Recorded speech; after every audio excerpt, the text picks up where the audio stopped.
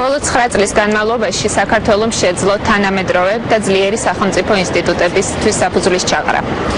მათ შორის პოლიციის რეფორმამ და ზოგადად სამართალდამცავი სტრუქტურების გარდაქმნამ უზრუნველყო ორმხრივი ნდობა და პატივისცემა სამართალდამცავი სტრუქტურებსა და საქართველოს მოსახლეობას შორის. ინსტიტუტებს შორის, რომლებიც ემსახურება ხალხს კანონის აღსრულების გზით.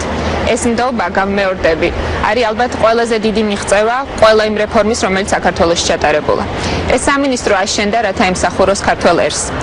აღმოფხვეს ძალადობა, კორუფცია, დანაშაული, უკანონობა, რომელიც ჩვენი ყოველდღიური ცხოვრების დიდი ნაწილი იყო.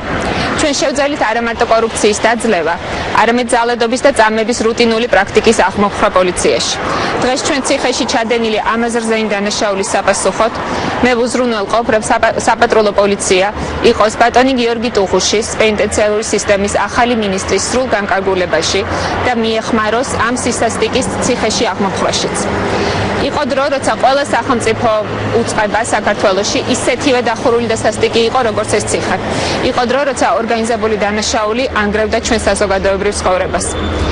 ეს დრო დამთავრდა და აღარასოდეს უკან არ დავბრუნდებით. და მე ვაძლევ საკუთარ თავს ამის თქმის უფლებას, იმიტომ რომ მე თვითონ 18 წლის წინ ვიყავი პოლიციის ძალადობის მსხვერპლი. ამიტომ ძალიან კარგად მაქვს გათავისებული ეს სიტყვები და ის ვითარება, რომელიც საქართველოში დღეს არის.